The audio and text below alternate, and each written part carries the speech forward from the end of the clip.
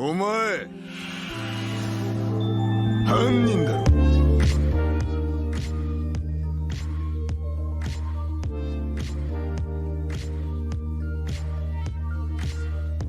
Et ouais les gars, un Discord avec plus de 800 membres, le jeu de cartes est en cours de développement, moi je t'attends là-bas, je te conseille de venir. Bonjour à tous, c'est Thibaut, j'espère que vous allez bien. Aujourd'hui on se retrouve pour une toute nouvelle vidéo. Aujourd'hui on se retrouve pour une présentation d'animés. Je vais vous présenter des animés où le héros tire sa force du désespoir. C'était un top assez compliqué parce que je me suis rendu compte après l'avoir écrit que c'était quelque chose d'assez subjectif. Donc voilà, il y en a peut-être qui seront pas d'accord avec moi. Je l'imagine totalement, c'était un peu compliqué de mettre des animés pas trop connus et qui rentrent dans ce thème. Mais on va essayer de faire au mieux. Donc on est parti, générique.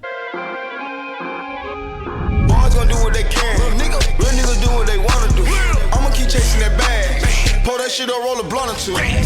No, we not going outside. These niggas fucking fuck, that's why they mad.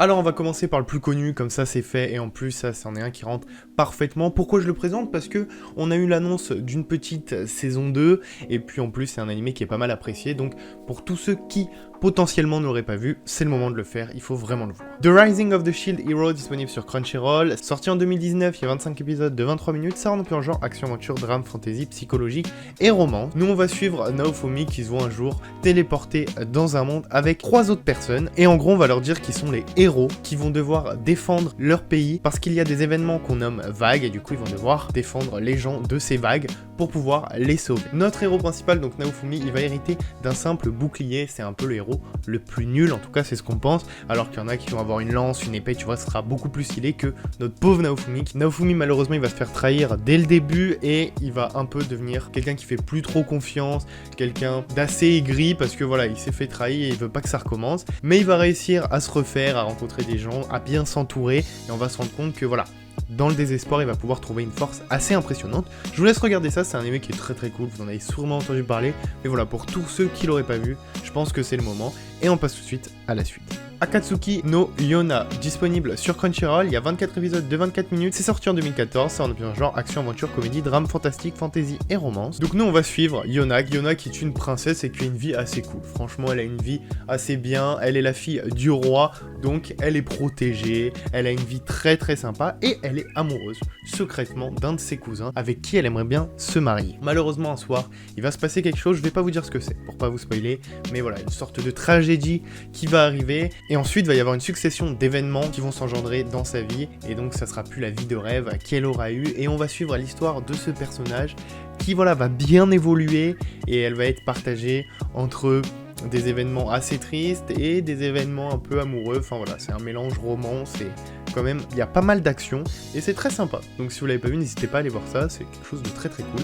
Et donc on passe tout de suite au troisième animé. On va parler maintenant de Evil or Live, disponible sur Crunchyroll, sorti en 2017, il y a 12 épisodes de 25 minutes, ça rentre plus en genre drame, horreur, mystère et psychologie. Nous sommes dans un monde où il y a une sorte de maladie, c'est une addiction à internet, mais pas une addiction qu'on peut retrouver de nos jours, tu vois, c'est une addiction assez poussée qui rend la personne solitaire, qui la rend rebelle, elle va exclure les autres, elle va pas vouloir se créer de relations et rester focus sur tout ce qui est technologie. On va apprendre l'existence d'un établissement qui est fait pour, en tout cas, sur le papier, soigner ces jeunes. Et donc nous on va suivre Ibiki, qui est l'un des patients, et qui est celui qui est le plus atteint. Lui, internet, c'est vraiment sa vie. Et on va se rendre compte que l'endroit où il est, l'établissement, c'est pas un truc hyper quali, hyper cool, calme, doux.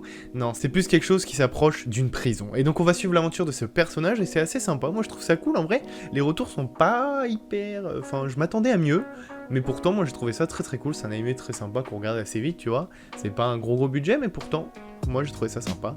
Donc voilà. Pour le dernier animé, on va parler de Shinsekai Yori. Donc là, je suis pas sûr à 100%, mais l'animé est très très cool. Et puis, je me suis dit que ça rentrait un peu, parce qu'il y a quand même pas mal de sombreurs. Voilà, un héros qui va quand même aller pas mal dans les ténèbres, donc pourquoi pas. C'est un animé disponible sur Wakanim, sorti en 2012. Il y a 25 épisodes de 24 minutes. Ça rentre un peu en genre aventure, drame, fantasy, horreur, mystère, psychologique, romance, seinen et surnaturel. Notre histoire, elle est simple. On va suivre 5 enfants, Saki, Satoru, Maria, Mamoru et Shun. Et en gros, ces enfants, ils ont grandi dans un petit village. Un petit village très très cool. Leur enfance a été super calme, super paisible et assez agréable. On va savoir aussi que dans le monde dans lequel il se trouve, il est gouverné par des gens. Et ces gens, ils ont un pouvoir assez incroyable, limite qui rivalise avec les dieux. Et après un événement, on va vous le dire bien sûr pour pas vous spoiler, nos 5 protagonistes vont se rendre compte qu'en fait, le monde il est pas si ouf que ça, et ils vont devoir partir à l'aventure pour, entre guillemets, sauver le monde.